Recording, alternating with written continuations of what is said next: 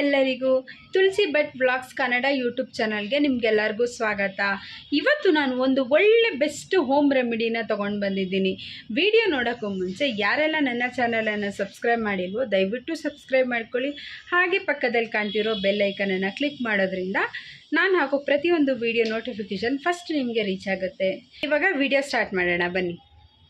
ಈ ಕಷಾಯ ಏನು ಕುಡಿಬೇಕು ಅಂದರೆ ಪ್ರೀವಿಯಸ್ ಪ್ರಿಕಾಷನ್ ಇದ್ದಾಗೆ ಜ್ವರ ಬರೋಕ್ಕೂ ಮುಂಚೆ, ಶೀತ ಆಗೋಕ್ಕೂ ಮುಂಚೆ ಈ ಥರ ಕಷಾಯಗಳನ್ನು ನಾವು ದಿನನಿತ್ಯದಲ್ಲಿಲ್ಲದಿದ್ದರೂ ವಾರಕ್ಕೊಮ್ಮೆ ನಾವು ಕುಡಿಯೋದ್ರಿಂದ ನಮ್ಮ ಆರೋಗ್ಯ ತುಂಬಾ ಚೆನ್ನಾಗಿರುತ್ತೆ.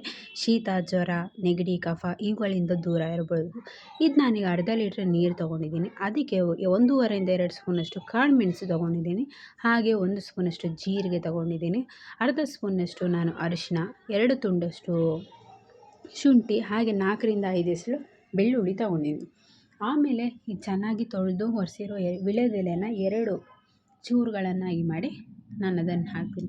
ಇದೆಲ್ಲ ಬಿಸಿ ನೀರಿಗೆ ನಾವು ಹಾಕಬಾರ್ದು, ತಣ್ಣಗಿರೋ ನೀರಿಗೆ ಹಾಕಿ ಆಮೇಲೆ ಇದನ್ನು ಕೊದಿಯೋಕ್ಕಿಡಬೇಕು. ನಾನು ಗ್ಯಾಸ್ ಹಚ್ಚಿ ಈಗ ಅದನ್ನು ಕೊದಿಯೋಕ್ಕಿಡ್ತಾ ಇದ್ದೀನಿ. ಇದು ಎಲ್ಲಿವರೆಗೂ ಕೊದಿಬೇಕಂದ್ರೆ ಅರ್ಧ ಲೀಟ್ರ್ ನೀರು 1/4 ಲೀಟ್ರ್ ಆಗಬೇಕು. ಇದು ಒಂಥರ ಹೇಗೆ ಅಂದರೆ ಇಮ್ಯುನಿಟಿ ಬೂಸ್ಟರ್ ಡ್ರಿಂಕ್ ಇದ್ದ ಹಾಗೆ. ನಮ್ಮ ಬಾಡಿನ ತುಂಬ ಹೈಡ್ರೇಟ್ ಆಗಿರುತ್ತೆ.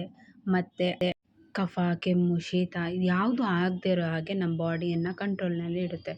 ಕೊದಿತಾ ಇದೆ, ಇದು ಚೆಂದ ಕೊದ್ದು 1/4 ಲೀಟ್ರ್ ಆಗಿದೆ. ಈಗ ಇದನ್ನು ಸೋರಿಸ್ಕೊಳ್ತೀನಿ. ಇದು ದಿನನಿತ್ಯ ಸೇವಿಸಬೇಕು ಅಂತ ಏನಿಲ್ಲ, ವಾರದಲ್ಲಿ 1 ಸಾರಿ ಸೇವಿಸೋದ್ರಿಂದ ನಮ್ಮ ಆರೋಗ್ಯ ತುಂಬಾ ಚೆನ್ನಾಗಿರುತ್ತೆ. ಶೀತ, ಕಫ, ಕೆಮ್ಮುಗಳಿಂದ ನಾವು ದೂರ ಇರ್ಬೋದು. ಈ ವಿಡಿಯೋ ನಿಮಗೆ ಇಷ್ಟ ಆಗಿದೆ, ಯೂಸ್ಫುಲ್ ಆಗಿದೆ ಅಂತ ಅಂದ್ಕೊಳ್ತೀನಿ. ಇಷ್ಟ ಆಗಿದರೆ ಒಂದು ಲೈಕ್ ಮಾಡಿ, ಶೇರ್ ಮಾಡಿ, ಕಾಮೆಂಟ್ ಮಾಡಿ, ಸಬ್ಸ್ಕ್ರೈಬ್ ಮಾಡಿ. Thank you.